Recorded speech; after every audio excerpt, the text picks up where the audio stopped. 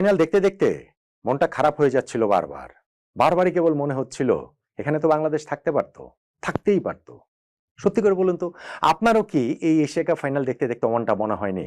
যেইভাবে আমরা ফাইনালে খেলার সম্ভাবনাটাকে নিজেরাই হেলায় হারালাম, তাতে করে ওই আফসোসটা আমাদের থেকেই যাবে। এখন তো অনুভূতিটা অনেক টাটকা, বরং অনেক পরে গিয়েও যখন অনুভূতিটা ভোঁতা হয়ে যাবে, তখনও বারবার আমরা হতাশা নিয়ে, আফসোস নিয়ে এই টুর্নামেন্টের দিকে ফেরত তাকাবো যে কিভাবে আমরা ফাইনালটা খেলতে পারলাম না, কিভাবে বাংলাদেশ এই ফাইনালটা মিস করলো।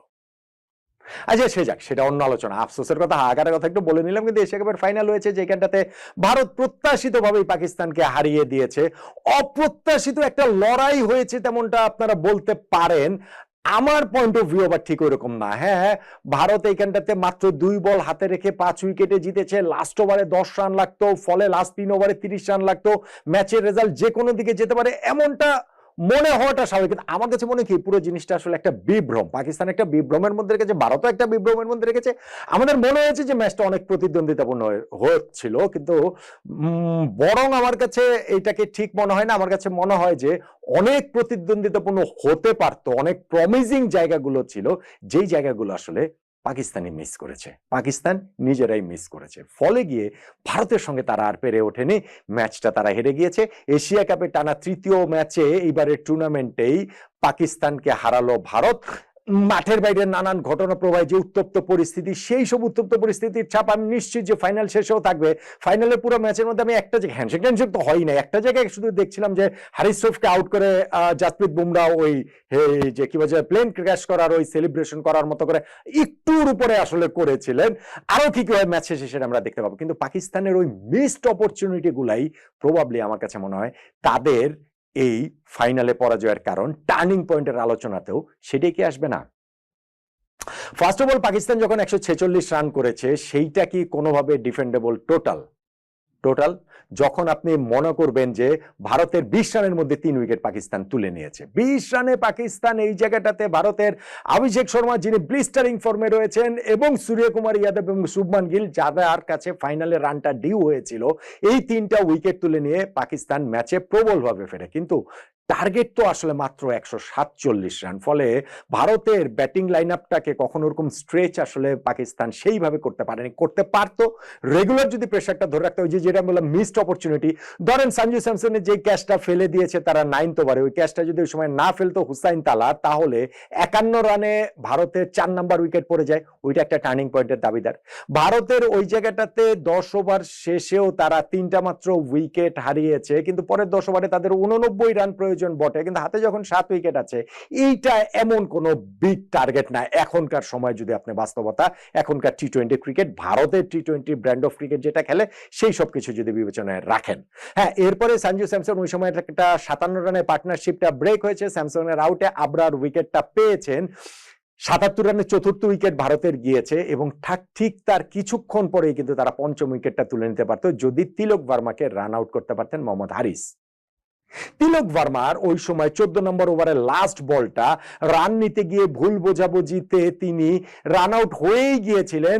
উইকেট কিপার মোহাম্মদ হারিস এত টাইম নিয়ে যে কিভাবে স্ট্যাম্পটা ভাঙলেন, মানে এত সময়টা যে কিভাবে লাগলো, এটা আসলে বিস্ময়কর লেগেছে। কেননা টিভিতে যখন রিপ্লে দেখাচ্ছিল, যখন তার গ্লাভসে বল আসে, হারিস তখন হচ্ছে গিয়ে ওই দাগ থেকে অনেক দূরে, কিন্তু ওই বেলস ভাঙতে ভাঙতে এতটা সময় তিনি নিয়ে নেন যে ওইখানটাতে তিলক ভার্মা ক্রিজের ভিতরে আসলে তিনি ঢুকে যান। এইটা মোহাম্মদ হারিসের গ্রস মিস্টেক। আমি জানি না খেলাটা যারা দেখেছেন তারা এটা কতভাবে খেয়াল করেছেন। এটা হচ্ছে গিয়ে মানে বাংলাদেশের মুশফিকুর রহিম প্যাটার্নের মিস্টেক আসলে হয়ে গিয়েছে। এটা মহেন্দ্র সিং ধোনির কথা আমি বলছি না, ইভেন আমাদের যদি লিটন কুমার দাসও থাকতেন, এটা 100% শিওর হয়েছে। এবং যদি তাহলে কি হতো? তাহলে 14 নম্বর ওভারের লাস্ট বলটাতে গিয়ে তিলক ভার্মা সেট ব্যাটসম্যানের উইকেট পাকিস্তান তুলে নিতে পারতো। শেষ 6 ওভারে 64 রান তখন ভারতের প্রয়োজন পড়তো হাতে 5 উইকেট নিয়ে। ভারত যে এইখানটাতে, পাকিস্তান যে এই জায়গাটাতে শুধু স্ট্যাম্পিং চান্স মিস করলো তা না, ওই সময় যে নেক্সট ওভারটা হারিস রফ করলেন, সেই ওভারটাতে তিনি 17 রান দিয়ে দিলেন। ফলে যেটা 6 ওভারে 64 রান লাগতো, অল অফ এ সাডেন 5 ওভারে 47 রান লাগে। ইকুয়েশনটা অনেক ইজি হয়ে গেল না? হারিস রফ আজকে দেদারসে রান বিলিয়েছেন, মোটামুটি 3.4 ওভার বোলিং করে 50 রান দিয়ে দিয়েছেন। যে বললাম 6 ওভারের দরকার ছিল 64 রান, ওই সময় বোলিং এ এসে তিনি 17 রান দিয়ে মোটামুটি সেইটাকে হচ্ছে গিয়ে 5 ওভারে 47 রানে নিয়ে আসলেন। 3 ওভারের দরকার হচ্ছে গিয়ে 30 রান বোলিং এ এসে তিনি হচ্ছে গিয়ে লাস্ট বলটাতে ছক্কা খেয়ে 12 রান দিয়ে দিলেন, 13 রান দিয়ে দিলেন, ওভারে 2 ওভারে 17 রান, ইজি ইকুয়েশন হলো। ইভেন লাস্ট ওভারে 10 রান দরকার, ওই সময় হারিস চোপড়াতে যখন বলটা দেওয়া হলো, সেকেন্ড বলটাতে তিনি ছক্কা খেয়ে গেলেন, আর ফোর্থ বলটাতে রিঙ্কু সিং তিনি একটা 4 মেরে, তিলক বর্মা ছক্কা মেরেছেন এবং রিঙ্কু সিং 4 মেরে খেলাটার জয়টা তাদের নিশ্চিত করে ফেলেছে। আমরা এই কমেন্টিটায় আড্ডা তো করছিলাম, সেখানে আমি বলছিলাম হারিস রৌফ আজকে হচ্ছে গিয়ে তার ছক্কাটা লেখা রয়েছে লাস্ট ওভারটাও যখন তিনি বোলিং এ আসেন। ইনফ্যাক্ট ওই 19 নম্বর ওভারটাতে লাস্ট বলটাতে যখন শিবম দুবে আউট হয়ে যান, একজন সেট ব্যাটসম্যান, তখন কিন্তু আবার একটা আউটসাইড চান্স তৈরি হলেও হতে পারে, এরকম একটা জায়গা তৈরি হয়েছিল যে পাকিস্তান জিতে গেলেও যেতে পারে, যেহেতু 10 রান লাস্ট ওভারে লাগবে। কিন্তু তিলক বর্মা ছিলেন সেই তিলক বর্মা যার ওই রান আউট চান্সটা মিস করেছিলেন মোহাম্মদ হারিস। তিনি এইবারও একটা ছক্কা মেরেছেন, 37 রানে তিনি তো নট আউট ছিলেন, শেষ পর্যন্ত 69 রানে তিনি নট আউট। সো ওইটা তো আসলে এই লাস্ট ওভারটা গিয়েও তিনি যখন ছক্কাটা বলেন, ম্যাচের রেজাল্টটা তখন আসলে নিষ্পত্তি হয়ে যায়। একজন দর্শক ওই সময় কমেন্টস করছিলেন যে মোহাম্মদ হারিস কি আজকে মানে বাংলাদেশের রুবেল হোসেন নাকি মোহাম্মদ সাইফুদ্দিন, এরকম একটা অবস্থার জায়গা তৈরি হয়েছিল। ফলে ভারতে এখানকার অনেকগুলো জায়গাতে তারা একটু প্রেসারে পড়েছিল, পাকিস্তান অপরচুনিটি নিতে পারত, কিন্তু অপরচুনিটি গুলো পাকিস্তান গ্র্যাব করতে পারেনি। যেমন তারা পারেনি 20 রানে 3 উইকেট তুলে ফেলার পরে 51 রানে চতুর্থ উইকেট তুলে ফেলাতে সঞ্জু স্যামসনের ক্যাচ মিস করেছে, যেমন তারা পারেনি তিলক বর্মার উইকেটটা রান আউটটা না করাতে, যেমন তারা পারেনি ঠিক তারপরের ওভারে মোহাম্মদ হারিস 17 রান দিয়ে দেওয়াতে, যেমন তারা পারেনি আবার গিয়ে ওইখানটাতে লাস্ট ওভারেও সেই অপরচুনিটিটা অপরচুনিটি মানে কি, যে 10 রান লাগতো হারিস আবার উদার হয়ে যাও, যেমন তারা পারেনি তার আগের ওই যে 3 ওভারে 30 রান লাগতো, লাস্ট বলটার দিকে 13 বলে 23 রান লাগে, ওই সময় যেমন হারিস আবার একটা ছক্কা খেয়ে গেছেন। ফলে পাকিস্তানের এই জায়গাটাতে অনেকগুলো মিসড অপরচুনিটি আমার কাছে মনে হয় যে যত প্রতিদ্বন্দ্বিতা দেখাচ্ছে তার চেয়ে বেশি আসলে প্রতিদ্বন্দ্বিতা মিস করার সুযোগগুলো আসলে মানে পাকিস্তান প্রতিদ্বন্দ্বীর ওই চান্সগুলো আসলে মিস করেছে বলে আমার কাছে মনে হয়। আর ব্যাটিং, পাকিস্তানের ব্যাটিং মাই গুডনেস, তারা টসে হেরে আগে ব্যাটিং করতে নেমেছে এবং ওপেনিং পার্টনারশিপে ফখর জামান এবং সাহিবজাদা ফারহান 10th ওভারে 84 রানে পৌঁছে গিয়েছে।